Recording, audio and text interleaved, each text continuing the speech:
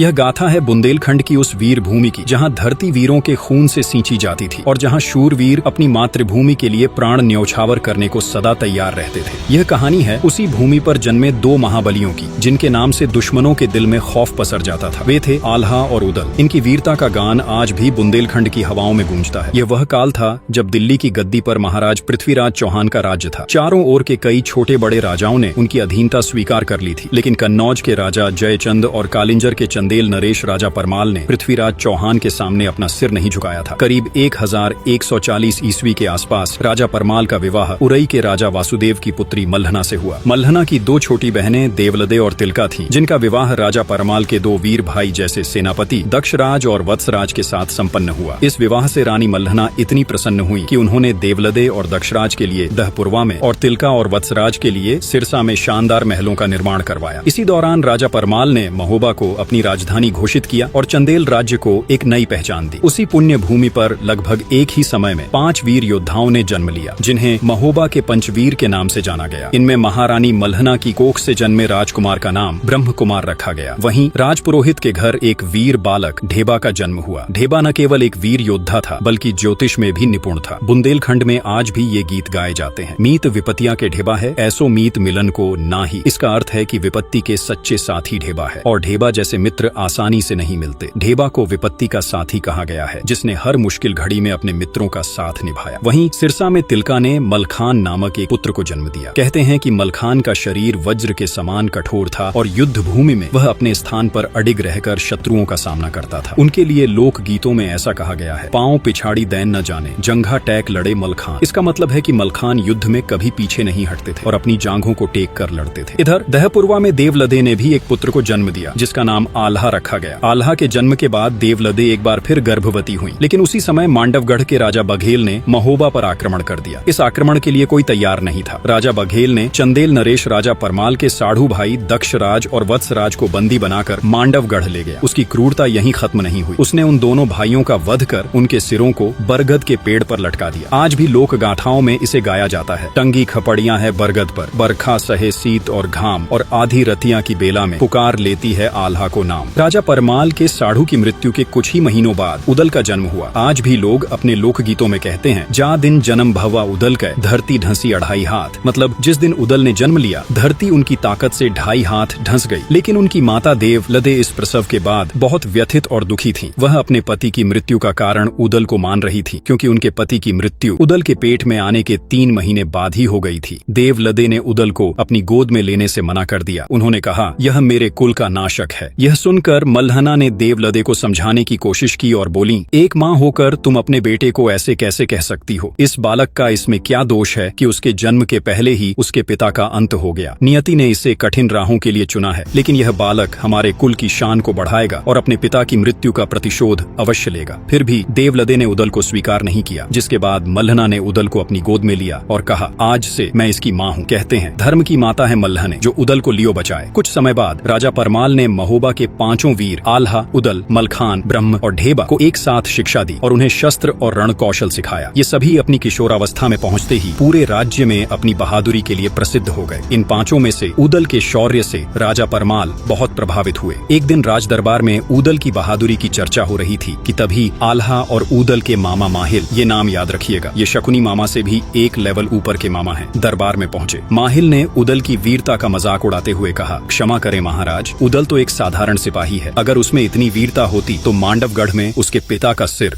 यूं लटकता न होता। माहिल ने वह बात बोल दी जो राजा परमाल इन 5 से छिपा कर रख रहे थे। माहिल ने राजा परमाल के सामने एक चुनौती रखी और कहा, महाराज, अगर उदल सच में वीर है तो वह मांडवगढ़ जाकर अपने पिता और चाचा के सिर को वापस लाए और उनका सम्मान पूर्वक अंतिम संस्कार करे, क्योंकि बाप का बैरी जो न मारे ओकर मांस गिद्ध ना खाए। मतलब जो अपने पिता के हत्यारे का बदला नहीं ले सकता, उसका मांस तो गिद्ध भी नहीं खाते। यह सुनते ही पूरे दरबार में सन्नाटा छा गया। राजा परमाल माहिल को शांत करना चाहते थे ताकि यह बात उदल तक न पहुंचे, लेकिन किस्मत ने खुद उदल को यह चुनौती सुनने के लिए वहां ला खड़ा किया। तभी राजा परमाल ने माहिल को कहा, आखिर तुम चाहते क्या हो कि प्रतिशोध की आग में इनका सिर भी वहीं टंगे मिले? तभी उदल ने दरबार में प्रवेश किया और पूछा, किस बात की चर्चा चल रही है महाराज? माहिल ने उदल को देखा और कहा, प्यारे भांजे, मांडवगढ़ में तुम्हारे किसी अपने की खोपड़ी टंगी है। अब तुम अपनी माँ से जाकर पूछो कि आखिर वह खोपड़ी किसकी है। अब वह सच जिसे राजा परमाल छिपा कर रखना चाहते थे उदल के सामने आ चुका था। ये सुनते ही उदल दरबार छोड़कर तुरंत अपनी माँ देवलद्दे के पास गए और अपनी माँ देवलद्दे के पास जाकर उदल ने पूछा, माँ सच सच बताओ कि हमारे कुल के किस पूर्वज का सिर मांडवगढ़ में लटका है। देवलद्दे यह सुनकर पहले हिचकिचाई और बोली, मैं नहीं जानती ऐसी किसी खोपड़ी को। और वह उदल को शांत करने की कोशिश करने लगी, लेकिन उदल का क्रोध शांत नहीं हुआ। उनकी आंखों में प्रतिशोध की ज्वाला स्पष्ट दिखाई दे रही थी। अंततः देवलद्दे ने उदल से कह ही दिया, टंगी खोपड़ियां बाप चचा की, मांडवगढ़ बरगद की डार, आधी रथिया की बेला में खोपड़ी कहे पुकार पुकार, कहवा आल्हा कहवा उदल, कहवा मलखे लड़ते लाल, बच के आना मांडवगढ़ में राज बघेल जीवता काल। अरे बेटा अभी उम्र है बारी भोरी, खेलो खाओ दूध और भात, चढ़े जवानी तब वाहन पर, तब जाके बघेल को मार। मतलब मांडवगढ़ के बरगद पर टंगी खपड़ियां तेरे पिता और चाचा की है। आधी रात में वे पुकारते हैं, कहाँ है मेरा बेटा आल्हा, कहाँ है मेरा पुत्र उदल। आगे देवलद्दे ने उदल को युद्ध से रोकने की कोशिश करते हुए कहा, अभी तेरी उम्र दूध भात खाने की है, जब तू जवान होगा तभी तुझे इस प्रतिशोध का अधिकार मिलेगा। तभी उदल ने दृढ़ता से उत्तर दिया, माँ शत्रु से बदला लेने के लिए उम्र नहीं देखी जाती। अभिमन्यु ने कम उम्र में चक्रव्यूह तोड़ा था और लवकुश ने बाल्यावस्था में ही पराक्रमी श्रीराम को चुनौती दी थी। देवलद्दे उदल की यह दलील सुनकर चुप हो गई। उन्हें समझ में आ गया कि उनके पुत्र के मन में प्रतिशोध की आग धधक रही है, जिसे रोक पाना अब असंभव है। फिर वह उदल को मल्हना के पास ले गई, क्योंकि मल्हना राजमाता अर्थात धर्म माता थी। देवलद्दे ने सोचा कि उदल अपने धर्म माता की बात को नहीं टालेगा। देवलद्दे अपनी बहन मल्हना के कमरे में जाते ही उनके चरणों में गिर पड़ी, लेकिन मल्हना को पहले से ही यह बात पता चल गई थी कि उदल को अपने पिता और चाचा का रहस्य पता चल गया है और अब उदल युद्ध में जाने की इच्छा प्रकट कर रहा है। इसलिए मल्हना ने देवलद्दे को सहारा देकर उठाया और अपने पास बिठाया। फिर उन्होंने उदल की ओर देखा और बोली, हमारे पुत्र ने अपने जीवन में पहली बार युद्ध में जाने की इच्छा प्रकट की है। देवलद्दे, हमें उसे रोकना नहीं चाहिए। यह सुनते ही उदल का दिल खुशी से भर गया और वह गर्व से उठ खड़ा हुआ। लेकिन तभी राजमाता मल्हना ने उदल से कहा, देखो उदल, इस संसार में जितने दिन के लिए जो आया है उसे वह दिन कोई भी नहीं छीन सकता, मगर बेटा यह याद रहे, शत्रु चाहे कुछ भी करे, तुम हमेशा धर्म का पालन करना। मल्हना ने उदल को धर्म युद्ध के आदर्श सिखाए। वह बोली, बेटा कभी किसी से भयभीत मत होना, जो व्यक्ति शरण में आ जाए उसकी रक्षा करना, बालक वृद्ध और नारी पर हाथ न उठाना, यदि शत्रु के पास हथियार न हो तो उस पर कभी भी प्रहार न करना, और भागते हुए शत्रु का पीछा कर उसकी हत्या न करना। हथियार का प्रयोग सदा धर्म के मार्ग पर ही करना। उदल ने राजमाता के उपदेशों को अपने हृदय में संजोया और फिर वो राजा परमाल से युद्ध की अनुमति लेने पहुंचे। फिर जैसे ही उदल ने राजा परमाल से युद्ध की बात की, राजा परमाल उन्हें मांडवगढ़ के दुर्ग की कठिनाइयों के बारे में बताने लगे। वे कहे कि देखो उदल, मांडवगढ़ दुर्ग लोहे की दीवारों से घिरा है और चारों ओर गहरी खाई है। खाई के चारों तरफ बबूल के घने जंगल हैं। इसे भेदना आसान नहीं है और तुम्हारी आयु भी अभी बहुत छोटी है। तभी उदल ने गर्व से उत्तर दिया, क्षत्रिय का जीवन लंबा होना भी नहीं चाहिए महाराज। 12 बरस लौ कुकर जीवय, 16 लौ जिये सियार, बरस 18 क्षत्रिय जीवय, आगे जीवय को धिक्कार। मतलब 12 बरस कुत्ता जीता है, 16 साल सियार, और क्षत्रिय का जीवन यदि 18 वर्ष से अधिक हो जाए तो वह धिक्कार का पात्र है। यह सुनकर राजा परमाल ने कहा, सिर्फ पराक्रम से कुछ नहीं होता बेटे उदल, बुद्धि का भी प्रयोग करना चाहिए। पराक्रम के साथ बुद्धि का संतुलन विजय का मार्ग आसान बना सकता है। तभी उदल बोले, रणभूमि में 2 ही परिणाम होते हैं महाराज, वीर गति या विजय। ये सुनते ही पूरा दरबार जोश से भर गया और सभी लोग उदल की बातों से सहमत हो गए। तब यह देख राजा परमाल ने भी उदल को युद्ध लड़ने की अनुमति दे दी। महाराज से युद्ध की अनुमति लेकर उदल ने अपने चारों वीर भाइयों को बुलाया और सबने मिलकर मांडवगढ़ पर विजय प्राप्त करने की योजना बनाने में जुट गए। तभी मलखान ने कहा, हमें पहले दुर्ग की जानकारी प्राप्त करनी चाहिए, क्योंकि ऐसे ही हमला करना खतरनाक हो सकता है। आल्हा ने सहमति जताते हुए कहा, हाँ मलखान सही कह रहा है, दुर्ग की संरचना और उसमें प्रवेश के मार्ग जानना आवश्यक है।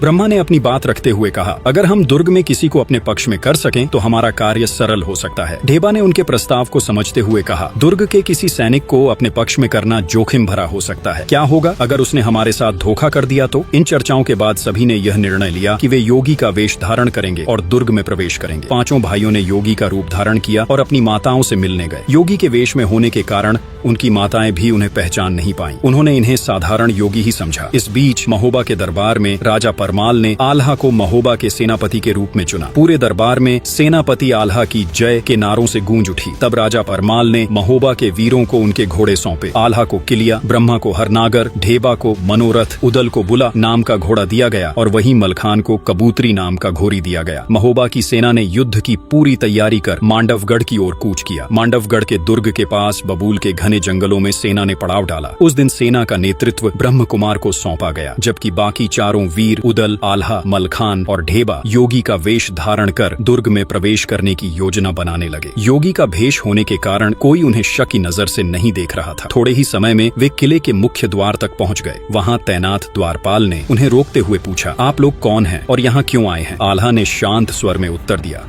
हम हिमालय से सन्यासी हैं और दक्षिण के हिंद महासागर तक की यात्रा कर रहे हैं। राह में आपका नगर आ गया तो हमने सोचा कि इस पवित्र स्थान में रुककर थोड़ा विश्राम कर लें। द्वारपाल ने संदेह भरी नजरों से चारों की ओर देखा और पूछा, यहाँ कितने दिनों तक रुकने का इरादा है? तभी मलखान मुस्कुराए और बोले, यदि सन्यासी को यह पता होता कि वह कितने दिन रुकेगा तो फिर वह सन्यासी कैसे होता? हमारा मन होगा तो महीनों ठहरेंगे, नहीं तो क्षण भर में आगे बढ़ जाएंगे। द्वारपाल ने उनकी बात पर विश्वास करते हुए उन्हें नगर में प्रवेश करने दिया। किले के अंदर प्रवेश करते ही उदल की दृष्टि वट वृक्ष पर पड़ी, जहाँ 2 कटे हुए सिर टंगे हुए थे। वे दक्षराज और वत्सराज के सिर थे। ये दृश्य देख उदल का मन व्याकुल हो उठा। द्वारपाल उसकी व्याकुलता को पहचानते हुए बोला, अरे छोटे बाबा जी, इन खोपड़ियों को देखकर विचलित मत होइए। हमारे नगर में और भी सुंदर दृश्य हैं, आप उनका आनंद लीजिए। आल्हा ने स्थिति को संभालते हुए कहा, स्वामी उदल, एक सन्यासी को इस प्रकार की घटनाओं से विचलित नहीं होना चाहिए। मृत्यु तो जीवन का अंतिम सत्य है। उन्होंने उदल को शांत किया और कहा, धैर्य रखो भाई, समय आने पर हर प्रश्न का उत्तर मिलेगा। तब उदल ने स्वयं को संभाला और फिर चारों आगे बढ़ गए। चारों वीर फिर अपनी योजना के अनुसार किले के भीतर बढ़े। किले में प्रवेश करने के बाद वे सभी योगी के वेश में रानी कुशला के कक्ष में पहुंचे। रानी कुशला ने उनका आदर सत्कार किया और उनसे भजन प्रस्तुत करने का अनुरोध किया। आल्हा ने अपनी ढलियां उठाई, मलखान ने मृदंग, ढेबा ने बांसुरी और उदल ने अपने मधुर स्वर में गायन आरंभ किया। उनके दिव्य संगीत से समा बंध गया। रानी कुशला उनके भजन में इतनी खो गईं कि जैसे समय थम सा गया हो। उनकी आंखों में योगियों के प्रति आदर झलकने लगा। भजन समाप्त होते ही रानी कुशला ने उन्हें मोतियों से भरी एक थाली भेंट में दी। आल्हा ने थाली में पड़े मोतियों को उत्सुकता से देखते हुए कहा, माता, ये किस वृक्ष के पुष्प हैं? कितने अद्भुत हैं। रानी कुशला मुस्कुराई और बोली, स्वामी जी, यह मोती हैं जो सागर में पाए जाते हैं। ये अनमोल हैं, ये हमारे राजमहल की शोभा बढ़ाते हैं। तब आल्हा ने विनम्रता से उत्तर दिया, माता, हम सन्यासियों का जीवन साधना और भजन का है। मोतियों से हमारा क्या प्रयोजन? इन्हें आप ही रख लें। हमारा धन तो बस भगवान का नाम और लोगों का प्रेम है। रानी कुशला योगियों की इस सरलता और त्याग से अत्यधिक प्रभावित हुई। उनकी आंखों में आदर और श्रद्धा झलकने लगी। वह बोली, हमारे राजमहल में कई संत महात्मा आते हैं, किंतु आप लोगों से मिलकर ऐसा लगा जैसे सच्चे योगियों का दर्शन हो गया है। बताइए और क्या सेवा कर सकती हूँ? आल्हा ने विनम्रता से निवेदन किया, माता, आपका आतिथ्य और सम्मान अपार है। यदि आप अनुमति दें तो हम दुर्ग की परिक्रमा करना चाहेंगे। यहाँ का इतिहास और भव्यता हमारी साधना को और प्रेरणा देगा। रानी कुशला ने तुरंत अपनी पुत्री विजयसेना को बुलाया और आदेश दिया, पुत्री, इन महान संतों को पूरे दुर्ग का भ्रमण कराओ और इन्हें यहाँ की हर विशेषता दिखाओ। इस प्रकार वीरों ने मांडवगढ़ दुर्ग में प्रवेश करने की पहली जीत प्राप्त की। रानी कुशला का आदेश मानते हुए विजयसेना योगियों को दुर्ग दिखाने निकल पड़ी। विजयसेना बड़ी सावधानी से उन्हें दुर्ग का प्रत्येक कोना दिखा रही थी, लेकिन जैसे ही वे दुर्ग की गुप्त सुरंग के पास पहुंची, राजकुमारी के मन में द्वंद्व उत्पन्न हो गया। वह सोचने लगी, क्या इन योगियों को सुरंग दिखाना ठीक होगा? एक तरफ उनकी माँ का आदेश था कि दुर्ग की पूरी परिक्रमा कराई जाए, तो दूसरी तरफ राज्य की सुरक्षा का प्रश्न था। वह उदल के नजदीक ही चल रही थी। जैसे ही वह यह सोच रही थी कि क्या करें, तभी पास चलते हुए उदल ने राजकुमारी के चेहरे के भाव पढ़ लिए। वह समझ गए कि राजकुमारी कुछ छिपा रही है। तभी उदल ने दृढ़ स्वर में कहा, अलख निरंजन, हमें झात हो रहा है कि आप हमसे कुछ छिपा रही हैं। राजकुमारी, आपकी माता का आदेश है कि आप हमें पूरा दुर्ग का भ्रमण करवाएं। यदि आप हमें पूरा दुर्ग नहीं दिखाएंगी तो यह आपके राज परिवार के लिए उचित नहीं होगा। हम सन्यासी हैं, हम श्राप दे देंगे। तब राजकुमारी विजयसेना क्रोध में बोली, तुम सन्यासी नहीं, तुम सब पाखंडी हो, भोगी हो। तुम सिर्फ राजमाता को ही अपने इस योगी भेष से बेवकूफ बना सकते हो, मुझे नहीं। मैं जानती हूँ तुम कौन हो, तुम महोबा के वीर उदल हो। राजकुमारी की यह बात सुनकर सभी हैरान रह गए, मानो उनके पैरों तले से जमीन खिसक गई। तभी उदल ने भी चकित होकर पूछा, राजकुमारी, आपने मुझे कैसे पहचाना? तब राजकुमारी विजयसेना ने कहा, याद करो, जब तुम सिरोंज के महाराज की बेटी के विवाह के समय बारातियों में शामिल थे, तुम्हारी वीरता की कहानियां उस समय प्रसिद्ध हो चुकी थी। तुम केसरिया वस्त्र धारण किए हुए बेदला घोड़े पर सवार होकर आगे बढ़ रहे थे। तभी मेरी सहेलियों ने मुझे बताया था कि तुम महोबा के वीर उदल हो। फिर विजयसेना ने गंभीर स्वर में कहा, लेकिन मुझे यह समझ नहीं आता कि इतने बड़े महान योद्धा को कायरता का यह नाटक क्यों करना पड़ रहा है। ये कहते ही विजयसेना ने अपनी प्रचंड तलवार निकाल ली। तभी उदल ने शांत स्वर में कहा, राजकुमारी, यह कायरता नहीं है। आपके पिता ने छल से हमारे पिता और चाचा की हत्या की और उनकी खोपड़ियां इस दुर्ग के वटवृक्ष में टांग दी। जब तक हम उनका प्रतिशोध नहीं लेंगे, न हमारी आत्मा को शांति मिलेगी, न उनकी आत्मा को। आप चाहें तो यह बात अपने पिता को जाकर बता सकती हैं। हम भागने वाले नहीं हैं, लेकिन प्रतिशोध जरूर लेंगे। तब राजकुमारी विजयसेना ने दृढ़ता से उत्तर दिया, यह सही है कि मेरे पिता ने अधर्म किया, परंतु मैं इसे स्वीकार नहीं कर सकती कि तुम छल का सहारा लो। ये कहते हुए राजकुमारी ने उदल के सामने तलवार खींच दी। वह पूरी ताकत से उदल पर वार कर रही थी, लेकिन उदल सिर्फ बचाव कर रहे थे, क्योंकि राजमाता मल्हना ने उन्हें आदेश दिया था कि स्त्री पर कभी शस्त्र नहीं उठाना। उदल केवल अपनी तलवार से वार रोक रहे थे, लेकिन राजकुमारी पूरी ताकत से प्रहार कर रही थी। यह देख आल्हा, मलखान और ढेबा सभी बेबाक रह गए। थोड़ी देर बाद राजकुमारी थककर बेहोश हो गई। तब सभी ने राजकुमारी के मुंह पर पानी के छींटे मारे। जब वह होश में आई तो उसका अभिमान समाप्त हो चुका था। उसने कहा, उदल, तुम्हारे बारे में जो सुना था, तुम उससे कहीं अधिक वीर और धर्मप्रिय हो। तुम्हारी वीरता को प्रणाम। मैं स्वीकार करती हूँ कि मेरे पिता ने तुम्हारे पिता के साथ अधर्म किया था, इसलिए मैं भी अब इस युद्ध में तुम्हारा साथ दूंगी। फिर उसने आगे कहा, यह जो दीवार है, इसके पीछे एक गुप्त सुरंग है। यह सुरंग यहाँ से निकलकर बबुरी वन में जाती है। यह दुर्ग इतना सुरक्षित है कि किसी और मार्ग से यहाँ प्रवेश करना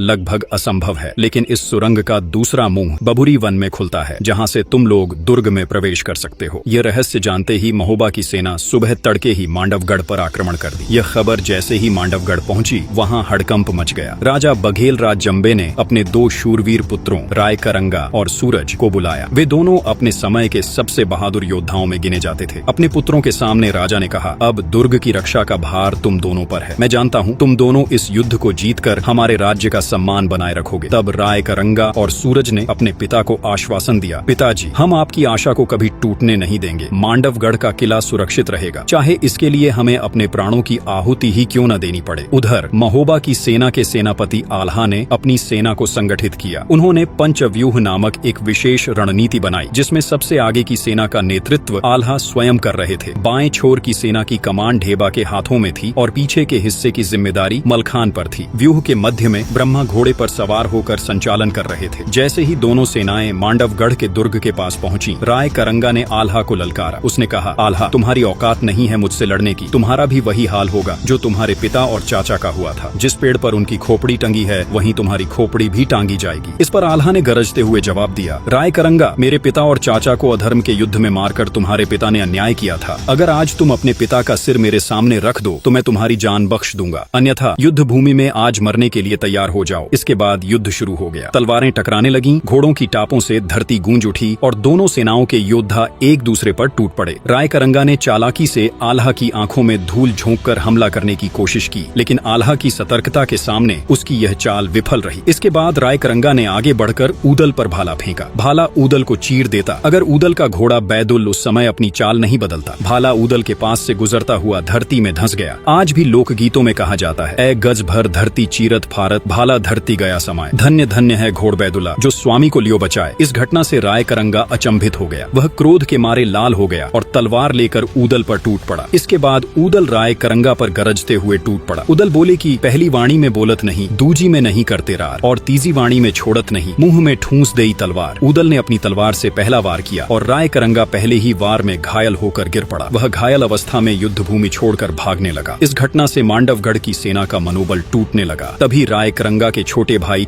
सूरज ने सेना की बागडोर संभाली और आल्हा को ललकारते हुए कहा, आल्हा, इतने सैनिकों की जान गंवाने से क्या फायदा, आओ हम दोनों द्वंद्व युद्ध करें। इस युद्ध का फैसला हमारी ही लड़ाई से हो जाएगा। तभी आल्हा ने जवाब दिया, अगर मैं तुमसे लड़ूंगा तो दुनिया कहेगी कि आल्हा ने एक बच्चे को हराया। तुम्हारे लिए तो मेरा भाई ऊदल ही काफी है। आल्हा के आदेश पर ऊदल सूरज से द्वंद्व युद्ध के लिए तैयार हो गया। दोनों ने तलवारें निकाल ली और एक दूसरे पर जोरदार वार करने लगे। उनकी लड़ाई इतनी तीव्र थी कि तलवारों की टकराहट से आग की चिंगारियां निकल रही थीं। दोनों वीर अपनी पूरी शक्ति और कौशल के साथ युद्ध कर रहे थे। यह घमासान लड़ाई शाम तक चलती रही। सूरज ढलने के बाद आल्हा ने युद्ध रोकने का आदेश दिया। उन्होंने कहा, युद्ध में वीरता महत्वपूर्ण है, लेकिन सूरज ढलने के बाद योद्धाओं का युद्ध धर्म के विरुद्ध है। तब दोनों सेनाएं अपने अपने शिविरों में लौट गईं। आज का युद्ध बिना किसी निर्णायक नतीजे के समाप्त हो गया। फिर अगले दिन सूरज की पहली किरण जैसे ही क्षितिज पर फैली, युद्ध का बिगुल फिर से बज उठा। मांडवगढ़ की विशाल सेना अपने सेनापति राय करंगा के नेतृत्व में पूरी तरह तैयार थी। राय करंगा अब पूरी तरह स्वस्थ हो चुका था और उसने सेना की बागडोर फिर से अपने हाथ में ले ली थी। दूसरी ओर महोबा के रणबांकुरे आल्हा, उदल, मलखान, ढेबा और ब्रह्मा पूरी वीरता के साथ अपने मोर्चे पर डटे थे। युद्ध आरंभ होते ही तलवारें म्यान से निकल पड़ी और दोनों सेनाओं ने गर्जना करते हुए एक दूसरे पर धावा बोल दिया। हर तरफ खून की धाराएं बहने लगी और भूमि रक्त से लाल हो गई। आज भी लोक गीतों में यह प्रसिद्ध है, भुजा बहादुर फड़कन लागे, नाचन लगे मुच्छ के बाल, कट कट मुंड गिरे खेतन में, उठ उठ रुंड करे तकरार। वीरता और बलिदान का नृत्य युद्ध भूमि पर अपने चरम पर था। योद्धाओं की भुजाएं तलवारें चलाते हुए थकने का नाम नहीं ले रही थी। दोनों सेनाओं के बीच लड़ाई जारी थी, लेकिन जीत किसी की ओर झुकती नहीं दिख रही थी। तब आल्हा ने उदल को रायकरंगा के सामने जाकर लड़ने का आदेश दिया। उदल ने जैसे ही रणभूमि में कदम बढ़ाया, रायकरंगा यह देख चकित रह गया, क्योंकि पिछले दिन वह उदल के एक ही वार से घायल होकर युद्ध मैदान छोड़कर भाग गया था। आज उसने अपनी तलवार खींचते हुए गरज कर कहा, आजा उदल, आज तेरा अंत निश्चित है। रायकरंगा अपनी तलवार के प्रहारों से उदल पर लगातार हमला करता रहा, लेकिन उदल उसकी हर चालाकी को समझ चुका था। वह रायकरंगा को किसी भी हाल में थका देना चाहता था। उदल उसकी हर चाल को बड़ी चतुराई से विफल करते हुए खुद को बचाता रहा। जैसे ही रायकरंगा धीमा पड़ने लगा, उदल ने अपनी तलवार से एक जोरदार वार किया और रायकरंगा का सिर उसके धड़ से अलग कर दिया। रायकरंगा की मृत्यु ने मांडवगढ़ की सेना का मनोबल तोड़ दिया। वे रणभूमि छोड़कर भागने लगे। सूरज ढलने को था, लेकिन उस दिन का निर्णायक पल शाम से पहले ही बीत चुका था। महोबा की सेना ने उस रात अपने विजय का जय घोष किया, लेकिन आल्हा और उदल से ईर्ष्या करने वाला उनका मामा माहिल युद्ध की झूठी खबरों के साथ राजा परमाल के दरबार में पहुंच गया। वहां उसने झूठी अफवाह फैला दी कि आल्हा और उदल युद्ध में मारे जा चुके हैं, उनके सिरों को काटकर फेंक दिए गया है। यह सुनते ही देवलदे और मल्हना शोक में डूब गई। पूरा महल शोकाकुल हो गया। तभी एक दूत महल में प्रवेश कर रायकरंगा का कटा हुआ सिर थाली में रखकर राजा परमाल के सामने प्रस्तुत किया। यह देखते ही माहिल का झूठ पकड़ा गया। तब माहिल डर कर महल से भाग गया। उसका षड्यंत्र एक बार फिर सफल नहीं हो पाया। इधर अगले ही दिन महोबा की सेना ने मांडवगढ़ के किले पर फिर से हमला कर दिया। उस दिन राजा जंबे ने अपने सेनापति सूरज को युद्ध में भेजा, लेकिन सूरज युद्ध की पहली घड़ी में ही मलखान के हाथों मारा गया। अब महोबा की सेना को रोकने वाला कोई नहीं था। तब महोबा की सेना ने किले को चारों तरफ से घेर लिया। यह खबर मिलते ही राजा जंबे भयभीत हो उठा। उसने सहजो जोगिन को बुलाया। सहजो जोगिन, जो काली शक्तियों की उपासक और तंत्र मंत्र की ज्ञानी थी, राजा जंबे के सामने उपस्थित हुई। राजा ने कहा, जोगिन, कुछ ऐसा करो कि यह युद्ध बिना मैं लड़े ही जीत जाऊं। सहजो ने राजा जंबे को आश्वासन दिया और बोली, महाराज, मेरी सिद्धियों के सामने कोई वीर टिक नहीं सकता, और यह तो केवल छोटे बालक हैं। ऐसा कहा जाता है कि सहजो ने अपनी तंत्र शक्तियों से उदल को भेड़ में बदल दिया और उसे गुरु झिलमिल की मढ़ी में बांध दिया। उदल के गायब होने पर आल्हा चिंतित हो गए। उन्होंने उसकी खोज में अपने लोगों को भेजा, लेकिन कोई भी उदल का पता नहीं लगा सका। तभी बाबा गोरखनाथ ने अपनी दिव्य दृष्टि से आल्हा को पूरी घटना के बारे में बताया। गुरु गोरखनाथ के कहने पर आल्हा ने मलखान और ब्रह्मा को गुरु झिलमिल की कुटिया में भेजा। दोनों ने वहां योगियों का भेष धारण किया और भजन गाना शुरू कर दिया। उनके मधुर स्वरों से प्रसन्न होकर गुरु झिलमिल ने कहा, वरदान मांगो वत्स। तभी ब्रह्मा ने निवेदन किया, गुरुदेव, सहजो जोगिन ने हमारे भाई उदल को भेड़ बना दिया है और उसे आपकी मढ़ी में बांध दिया है। कृपया उसे उसकी असली अवस्था में लौटा दें। गुरु झिलमिल ने हंसते हुए कहा, बस इतनी सी बात। फिर उन्होंने अपनी सिद्धियों का प्रयोग किया और उदल को फिर से मनुष्य बना दिया। अब उदल के लौटते ही महोबा की सेना ने मांडवगढ़ के किले पर जोरदार हमला कर दिया। किले का मुख्य द्वार तोड़ दिया गया। महोबा के रणबांकुरों ने दुर्ग के हर कोने में दुश्मन सेना का सफाया कर दिया, लेकिन जब वे महल के अंदर पहुंचे तो राजा जंबे कहीं दिखाई नहीं दिए। तभी महोबा के 3 वीर आल्हा, मलखान और ढेबा जब किले से बाहर आ रहे थे तो रास्ते में उन्हें सहजो जोगिन मिली। वीरों ने बिना देर किए उसकी काली शक्तियों का स्रोत, उसके जूड़े को अपनी तलवार से काट दिया। जैसे ही उसका जूड़ा कटा, सहजो की सारी सिद्धियां उसी क्षण नष्ट हो गईं। इसी बीच एक घुड़सवार सैनिक बबुरी वन से आता हुआ महोबा की सेना के पास पहुंचा और उसने उदल से कहा, महाबली उदल, सेनापति आल्हा ने संदेश भेजा है कि राजा जंबे का कोई पता नहीं चल रहा है। संभवतः वह कहीं छिप गया है। तभी उदल ने कहा, राजा जंबे के छिपने के लिए सबसे सुरक्षित स्थान सुरंग ही हो सकता है। इसके बाद उदल ने सैनिकों को बबुरी वन में खुलने वाली सुरंग के मुख पर आग लगाने का आदेश दिया। सैनिकों ने सुरंग के द्वार पर आग प्रज्वलित कर दी और आग तेजी से सुरंग के अंदर फैलने लगी। तभी पास खड़े ब्रह्मा ने सैनिकों को आदेश दिया, आग समाप्त होते ही इसे फिर से प्रज्वलित करना, कोई भी दुश्मन बचकर न निकल पाए। जैसे ही आग सुरंग में फैलने लगी, भीतर छिपे राजा जंबे का धैर्य जवाब दे गया। वह अपने विशाल और भव्य हाथी भौरानंद पर सवार होकर बाहर निकला। हाथी पूरी सजावट के साथ गर्व से चल रहा था और जंबे उसकी पीठ के सिंहासन पर बैठा हुआ था। यह दृश्य देखकर उदल ने अपने घोड़े बेंदुला को दौड़ाया और बिजली की गति से हाथी की ओर बढ़ा। उसने घोड़े की टापों से हाथी के माथे पर जोरदार प्रहार किया। हाथी दर्द से बौखला गया और अपनी दिशा खो बैठा। उसी समय उदल ने हाथी की पालकी पर लगे ध्वज को अपनी तलवार से काटकर नीचे गिरा दिया। उदल ने एक ही छलांग में घोड़े से कूदकर हाथी की पीठ पर चढ़ाई कर दी। राजा जंबे के संभलने से पहले ही उदल ने उसकी गर्दन पर तलवार का ऐसा प्रचंड वार किया कि उसका सिर धड़ से अलग होकर नीचे गिर पड़ा। राजा जंबे के मारे जाते ही मांडवगढ़ का युद्ध समाप्त हो गया। महोबा की सेना ने किले पर विजय प्राप्त कर ली। पूरा किला महोबा के वीरों की जय और आल्हा उदल की जय के नारों से गूंज उठा। युद्ध के जीत के बाद जब यह शुभ समाचार राजा परमाल तक पहुंचा तो उन्होंने पूरे राज्य में विजय उत्सव मनाने का आदेश दिया। महोबा के राजमहल को दीपों से सजाया गया और वहां आम दरबार लगाया गया। महल के विशाल सभागार में आल्हा, उदल, ब्रह्मा, मलखान, ढेबा और अन्य वीर राजा परमाल के सामने आए और उन्होंने उन्होंने उन्हें प्रणाम किया। आल्हा ने अपने पिता दक्षराज और चाचा वत्सराज के सिर को सम्मान पूर्वक राजा परमाल के समक्ष रखा और वहीं ऊदल ने भी अपनी प्रतिज्ञा पूरी करते हुए राजा जंबे का सिर मल्हना और देवलदे के चरणों में रखा। उन्होंने भावुक स्वर में कहा, माँ, जिसने हमारे पिता का अपमान किया और उन्हें छल से मारा, उसका अंत हो चुका है। मल्हना ने अपने पुत्र को आशीर्वाद दिया। बुंदेलखंड में चारों ओर खुशी का माहौल था। महोबा के रणबांकुरों के पराक्रम के चर्चे हर ओर हो रहे थे, लेकिन इस जीत ने आल्हा और उदल के मामा माहिल के दिल में जलन और द्वेष की आग को और भड़का दिया। वह आल्हा और उदल के मौत का प्रपंच फिर से रचने लगा। लेकिन क्या उसका यह प्रपंच इस बार सफल होगा? यह जानने के लिए हमारे अगले वीडियो का इंतजार कीजिए। अगर आप यहाँ तक वीडियो देख रहे हैं तो हमें कमेंट में जरूर बताएं कि आल्हा उदल के बाद आप किस वीर की कहानी जानना चाहते हैं। आपकी राय हमारे लिए बहुत मायने रखती है। वीडियो को देखने के लिए आपका बहुत बहुत धन्यवाद।